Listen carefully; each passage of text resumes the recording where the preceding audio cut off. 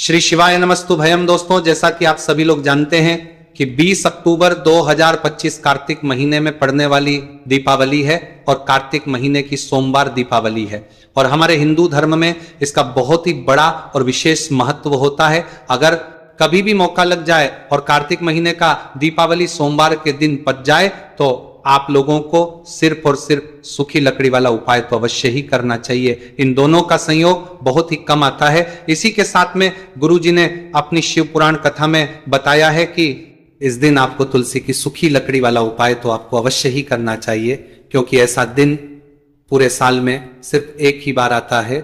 और दोस्तों, आप सभी लोग जानते हो कि सोमवार दीपावली का अगर सबसे बड़ा कोई उपाय है तो वह तुलसी की लकड़ी वाला उपाय है।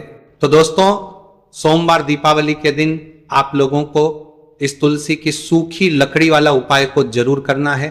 बहुत सारे लोग होंगे जिन लोगों ने इस उपाय को ना किया हो, मतलब पूरा साल निकल गया, उन्होंने किसी भी दिन इस तुलसी की सूखी लकड़ी वाला उपाय को ना किया हो। पर दोस्तों, आपके पास एक आखिरी मौका बचा हुआ है जो कि सोमवार दीपावली के दिन है। इस दिन आप लोगों को इस वाले उपाय को जरूर कर लेना है। भले ही आपने पूरे महीने भर इस उपाय को ना किया हो, पर अगर आपने इस कार्तिक महीने के सोमवार दीपावली के दिन अगर इस वाले उपाय को कर लिया तो आपको इस उपाय को करने का वह फल मिलेगा जिसकी आपने कभी कल्पना भी नहीं करी होगी। इसीलिए आप लोग इस वाले उपाय को एक बार जरूर कर लेना है ताकि आप लोगों के हाथ से यह मौका ना जा सके और आप इस उपाय को का फल मिलेगा। दोस्तों, यह उपाय पंडित जी ने अपनी अभी की ही श्री शिव महापुराण की कथा में बताया है, जिस उपाय को आज हम आपको बहुत अच्छे से समझाने वाले हैं। इस वीडियो को देखने के बाद उपाय को समझने के लिए आपको कोई और वीडियो को देखने की जरूरत नहीं पड़ेगी। तो चलिए दोस्तों, उपाय को शुरू करते हैं। देखिए, यह इस कार्तिक महीने सोमवार दीपावली के दिन यह इतना खास होता है, इतना महत्वपूर्ण होता है। देखा गया कभी कभी बड़े बड़े पूजा पाठ अनुष्ठान से जो कि मनोकामना पूर्ण नहीं होते, वहां कार्तिक महीने के सोमवार दीपावली के दिन एक छोटे से उपाय करने से ही आपकी मनोकामना पूर्ण हो जाती है। और बहुत सारे लोगों ने इस उपाय को किया भी है, पर उनको इस उपाय को करने का फल भी जरूर मिला है। अगर आप लोग भी पूछी जाए इस उपाय को करना चाहते हैं तो आप इस उपाय को पहले अच्छे से समझ लेना, सुन लेना, उसके बाद करना। इस उपाय का फल जरूर मिलेगा और इस उपाय को कर लेने से आपके घर में चाहे किसी भी प्रकार की दुख और समस्या क्यों ना चल रही हो, आपको उसका कारण भी नहीं पता है कि भाई ये समस्या किस कारण से चल रही है, उसका कुछ भी कारण हो सकता है, जैसे पितृदोष हो सकता है या किसी भी तरह का मंगल दोष भी हो सकता है। तो इस दिन आप लोगों को ये वाला उपाय कर लेना है। ये एक ऐसा उपाय है जिस उपाय को अगर किसी विशेष दिन पर किया जाए तो भाई उस विशेष दिन का जो है तो हमें मिलता ही मिलता है, पर हमने उस दिन पर इस उपाय को किया है तो हमें उससे भी बड़ा फल मिलता है और फल बहुत जल्दी मिलता है, क्योंकि आप इस उपाय को बहुत ही बड़े और विशेष दिन पर कर रहे हो। तो चलिए अब उपाय के बारे में बात करते हैं, लेकिन उससे पहले आप लोगों को यह जानना आवश्यक है कि आखिर ये उपाय किस समय करना है, किसको करना है और कैसे करना है। तो चलिए हम आगे आपको वीडियो में एक एक करके बता देते हैं। लेकिन अगर आप लोग हमारे चैनल पर पहली बार आए हैं या फिर मेरी आवाज आज पहली बार सुन रहे हैं तो हमारे चैनल को सब्सक्राइब जरूर कर दिया है और वीडियो में लेना और इस वीडियो को लाइक करके कमेंट बॉक्स में श्री शिवाय नमस्तु भयम ओम नमः शिवाय जरूर टाइप कर देना। तो दोस्तों, इस तुलसी की सूखी लकड़ी वाला उपाय को हमें सोमवार दीपावली के दिन कैसे करना है, किसको करना है, किस समय करना है और कहां पर करना है, ये सारे सवालों के जवाब आपको इस वीडियो में मिल। और जो ये वीडियो देखेगा भाई उसको तुलसी की सूखी लकड़ी वाला उपाय जरूर करना चाहिए, क्योंकि इस दिन काला तिल का भी बहुत ही बड़ा और विशेष महत्व होता है। और जब बात आ जाए तुलसी की सूखी लकड़ी वाला उपाय की तो यह सोने पर सुहागा वाली बात हो जाती है और यह बहुत ही बड़ा उपाय होता है। अब दोस्तों, इस तुलसी की सूखी लकड़ी उपाय को आखिर करना किसको है, सबसे पहले हम लोग वो बात जान लेते हैं। तो देखो, घर की जो बड़ी माताएं बहन होती हैं, उन माताओं बहनों में से कोई भी एक बड़ी माता बहन इस वाले उपाय को कर सकती है। और दोस्तों, अगर आप चाहें तो अपने घर में से सभी सदस्यों को भी इस उपाय को करवा सकते हैं। अगर किसी व्यक्ति की खुद की कोई मनोकामना है, खुद की कोई दुख और परेशानी है जो कि वो अपने लिए ही करना चाहता है, इस वाले उपाय को तो वो खुद अपने लिए भी कर सकता है। बाकी अगर कोई घर में से ऐसा है जो कि अपने पूरे घर परिवार के सुख और शांति के लिए ये वाला उपाय करना चाहता है तो भाई वो भी कर सकता है, हो सकता है, उसमें भी कोई दिक्कत नहीं है। कहने का मतलब यह है कि इस उपाय को हर एक सदस्य भी कर सकता है और पूरे घर परिवार के सदस्य के लिए घर की बड़ी माताओं बहनों में से कोई एक माता बहन भी कर सकती है। माताएं बहनें अगर घर में उपस्थित ना हो या वह ये वाला उपाय ना कर पा रही हो तो फिर घर का कोई बड़ा सदस्य भी इस तुलसी की सूखी लकड़ी वाला उपाय को कर सकता है, चाहे फिर वह पुरुष ही क्यों ना हो, उसमें कोई दिक्कत वाली बात नहीं है। उसके बाद में दोस्तों जो अगला प्रश्न निकल कर आता है वो ये आता है इस उपाय को लेकर कि आखिर इस उपाय को हमें किस समय करना है, सुबह के समय करना है कि शाम के समय करना है। तो देखो इस वाले उपाय को आप लोग सुबह के समय भी कर सकते हो और शाम के समय प्रदोष काल में भी कर सकते हो। अब अगर आप पूछो कि भाई साहब सबसे उत्तम समय कौन सा रहेगा इस तुलसी की सूखी लकड़ी वाला उपाय को करना है का, तो हम बस यही कहेंगे कि इस उपाय को आप सुबह के समय करेंगे तो ज्यादा बेहतर होगा। बाकी अगर प्रदोष काल शाम के समय भी करेंगे तो भी अच्छा हो, उसमें कोई भी दिक्कत वाली बात नहीं है। तो अब दोस्तों जो अगली सबसे बड़ी और महत्वपूर्ण बात आती है वो ये आती है कि सुबह अगर हम उपाय को करेंगे तो हमें कितने बजे से लेकर कितने बजे तक के बीच में करना है, और शाम के समय प्रदोष काल में करेंगे तो हमें कितने बजे से लेकर कितने बजे के बीच में करना है। तो देखो सुबह जितनी जल्दी हो सके आप उपाय को करने की कोशिश करना। बाकी अगर किसी कारणवश लेट भी हो जाओ, थोड़ी देर भी हो जाए तो 10 या 11 बजे तक भी आप उपाय कर लेना, पर 12:00 बजे से ज्यादा देरी ना हो, ठीक है, इस बात का ध्यान रखना। उसके बाद में दोस्तों अगर शाम के समय प्रदोष काल की बात करें, प्रदोष काल का जो समय है होता है वह शाम के 6 बजे से शुरू हो जाता है। मतलब शाम 6 से लेकर 7 के बीच का जो समय होता है ये समय प्रदोष काल का समय होता है। तो आप इस उपाय को 7 या 8 बजे के बीच में भी कर सकते हो। मतलब शाम के 6 बजे से रात 8 बजे के बीच में आप कभी भी इस वाले उपाय को कर सकते हो, उसमें कोई भी दिक्कत वाली बात नहीं है। देखिए यदि हम किसी भी प्रकार के उपाय को निश्चित दिन और निश्चित तिथि पर करते हैं तो इसका हमें बहुत अधिक लाभ मिलता है और इन उपायों को करने के बाद हमारे जीवन में बहुत अधिक परिवर्तन है। साथ ही साथ ये जो उपाय आपके जीवन की सारी परेशानियों को और सारी बाधाओं को दूर करने वाले हैं। देखिए दोस्तों आज के इस पूरे ही वीडियो में हम आपको 3 चमत्कारिक उपाय बताने वाले हैं और ये तीनों ही उपाय बहुत ही खास और बहुत ही ज्यादा विशेष होने वाले हैं। तो चलिए दोस्तों जाने वाले हैं, लेते हैं गुरुजी द्वारा बताए गए सबसे पहले उपाय के बारे में। कार्तिक माह धन प्राप्ति उपाय, तुलसी की सूखी लकड़ी घर में रख देना, बहुत जल्दी करोड़पति बनोगे, पैसा पत्थर से बंधोरपति बनोगे, बरसेगा, राधे धधे। दोस्तों आपको किसी भी दिन तुलसी की सूखी लकड़ी का उपाय घर पर करना है और ऐसा समझ लीजिए कि तुलसी की सूखी लकड़ी का यह उपाय आपको बहुत जल्दी करोड़पति बनाएगा, क्योंकि जो मेरी का महीना है ये श्री हरि विष्णु को सबसे प्रिय महीना है। तो देखिए स्कंद पुराण में आता है कि भगवान विष्णु को सबसे प्रिय अगर कोई महीना है तो वह कार्तिक का ही महीना है, और कार्तिक के महीने में तुलसी के उपाय रातों रात आपके भाग्य को चमकाते हैं। ऐसे में आज की वीडियो में हम आपको तुलसी के ऐसे उपाय बताने जा रहे हैं जो रातों रात आपका भाग्य चमकाएंगे और बहुत जल्दी आपको महाधनी बनाएंगे। तो देखिए श्री हरि विष्णु प्रसन्न होते हैं जब भी आप मां तुलसी से जुड़ा हुआ कोई भी उपाय करते हैं। मां लक्ष्मी प्रसन्न होती है जब आप श्री हरि विष्णु को प्रसन्न करते हैं। अब आज की वीडियो में जो उपाय हम आपको जा रहे हैं, इस उपाय को करने से श्री हरि विष्णु तुरंत प्रसन्न होते हैं और सीधे सीधे आप मां लक्ष्मी को प्रसन्न कर लेते हैं। आपके जीवन में आप खुद अपने सौभाग्य को प्रसन्न कर लेते हैं। इसकी तरफ करने के भी आपके जीवन में आप खुद अपने सौभाग्य को प्रसन्न कर लेते हैं, प्राप्त कर लेते हैं इस छोटे से उपाय को करके। तो देखिए सबसे पहले बात करके लेते हैं कि जो मान तुलसी है, इनके बिना श्री हरि विष्णु का पूजन और श्री हरि विष्णु का भोग दोनों ही अधूरे हैं। जब भी हम श्री हरि विष्णु को भोग कराते हैं, उनको भोग लगाते हैं, उसमें हम तुलसी दल जरूर डालते हैं। एक पत्ता डालेंगे लेकिन तुलसी दल जरूर डालते हैं क्योंकि बिना तुलसी दल के श्री हरि विष्णु कोई भी भोग स्वीकार नहीं करते। और कार्तिक के महीने में तुलसी का पूजन करने से व्यक्ति को सौभाग्य की प्राप्ति होती है, उसके घर में कभी निर्धनता नहीं आती है।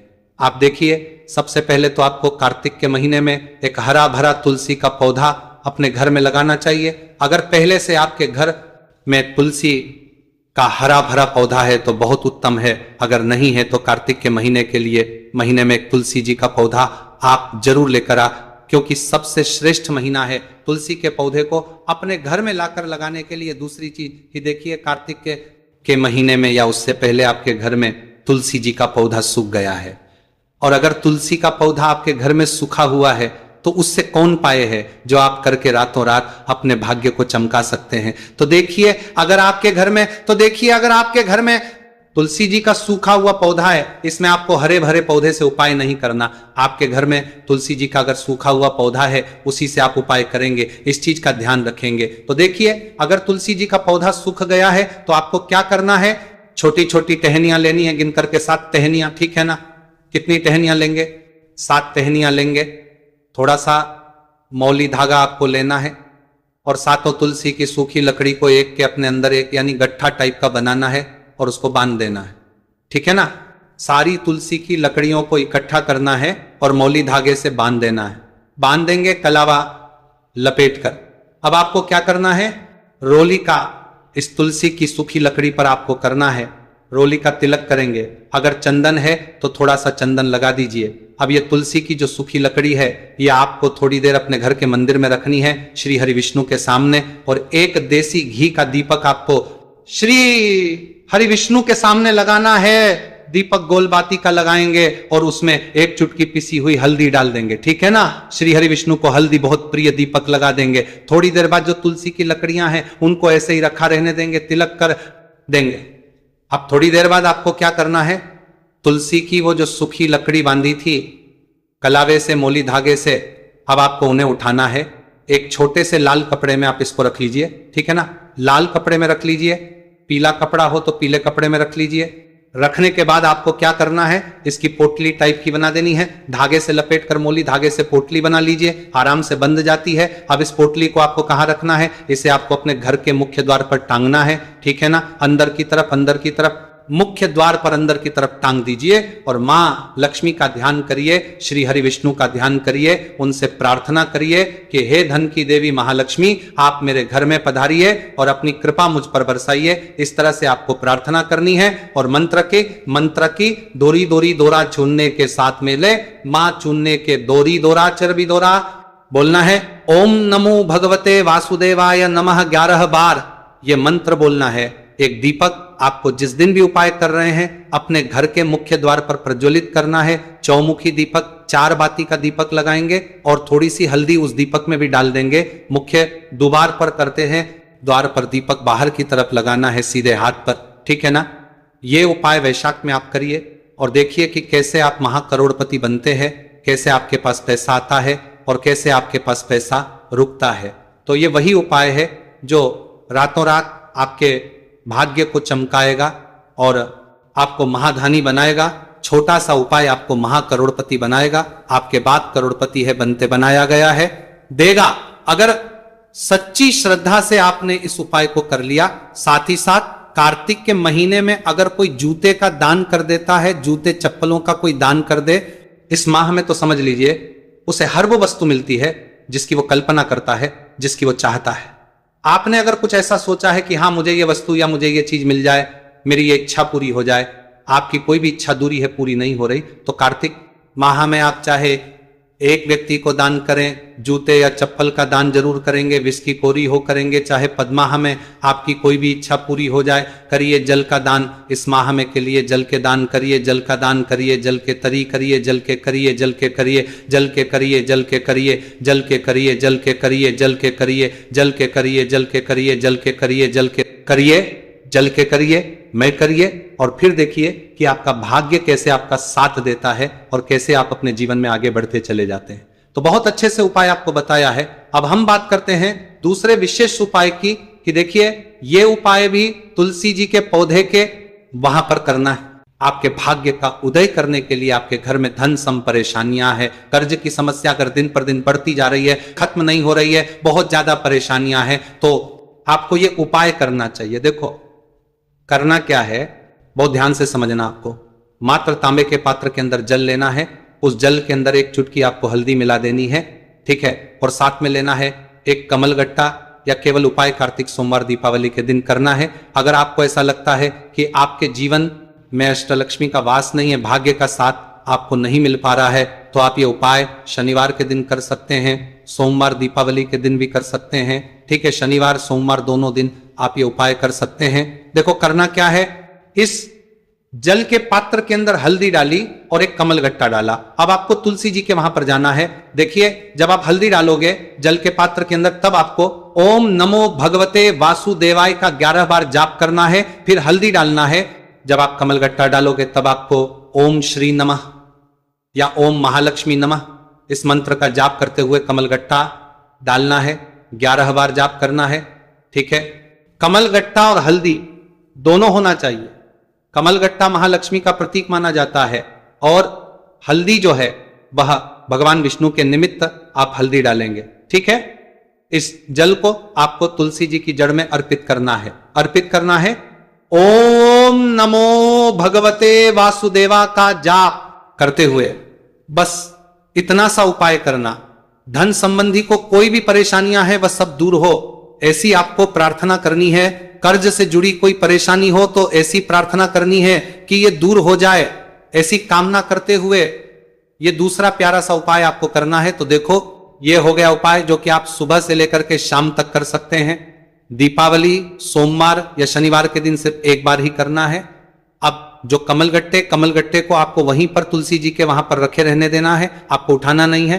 वो कमलगट्टा चाहे तो आप तुलसी जी के वहीं पर गांठ दें, ठीक है, तो भी चलेगा। तो इस प्रकार से आपको ये सुंदर सा उपाय करना है। अब हम बात करते हैं तीसरे उपाय की। ध्यान ना रखना, ये जो दूसरा उपाय है ये आपको आपके घर में ही करना है, बाहर कहीं पर भी करके आना ठीक है। घर में अगर तुलसी जी हो तो ही आप ये उपाय कर सकते हैं। अब आपको क्या करना है, भगवान शिव के मंदिर में जाएंगे, जो एक बेलपत्र है वह माता अशोक सुंदर वाले स्थान पर आपको अर्पित करना है।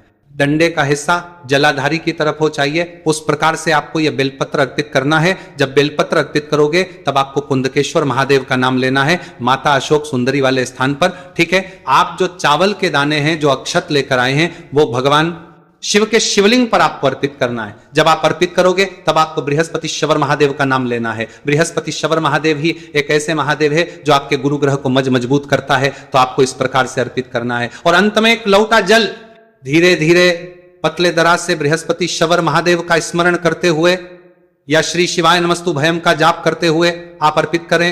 यह केवल और केवल सोमवार दीपावली के दिन किया जाता है और यह उपाय बहुत ही ज्यादा प्रभावशाली है। ध्यान रखना, हल्दी का उपयोग मत करना, चावल में पीला करना है। चावल को तो पीला चंदन ही होना चाहिए। ठीक है, अब ये जो उपाय जो भी करता है निश्चित तौर पर उसके जीवन के सारे अंधकार दूर होते ही होते हैं, उसको सफलता भी मिलती है, बृहस्पति मजबूत होते हैं, किस्मत का साथ उसको मिलने लगता है। ये उपाय प्रदोष काल के समय करते हैं तो और लाभकारी सिद्ध होता है। तो दोस्तों ये थे पूज्य गुरु जी द्वारा बताए गए कुछ बहुत ही खास उपाय। अगर आपको जानकारी अच्छी लगी हो तो वीडियो लाइक करिएगा। मिलते हैं फिर एक नए वीडियो के साथ। श्री शिवाय नमस्तु भयम।